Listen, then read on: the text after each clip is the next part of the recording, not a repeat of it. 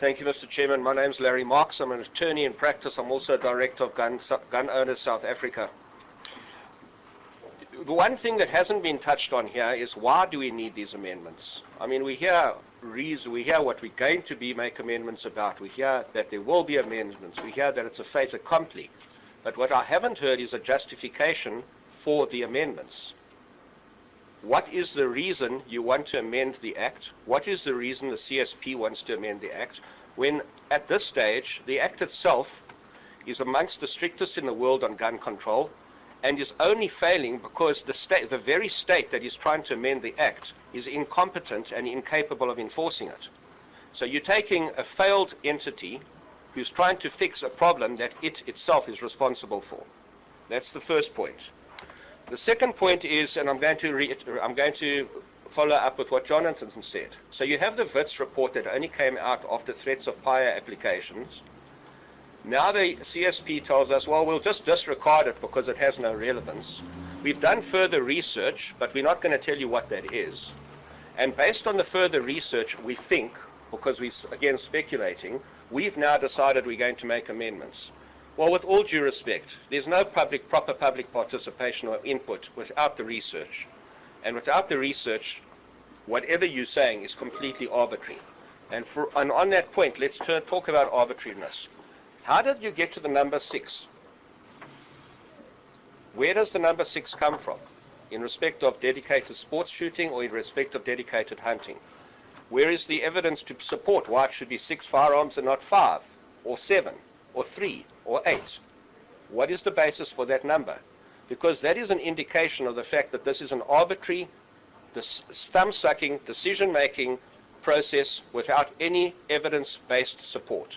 And I will then turn to the reloading process. The reloading process, I've looked at your notes that was circulated last minute yesterday about how you intend to approach this. And what does it say about reloading?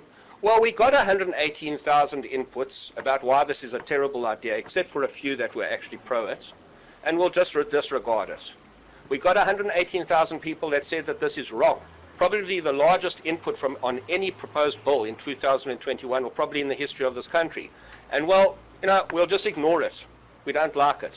So is this politically driven, or is this factually driven?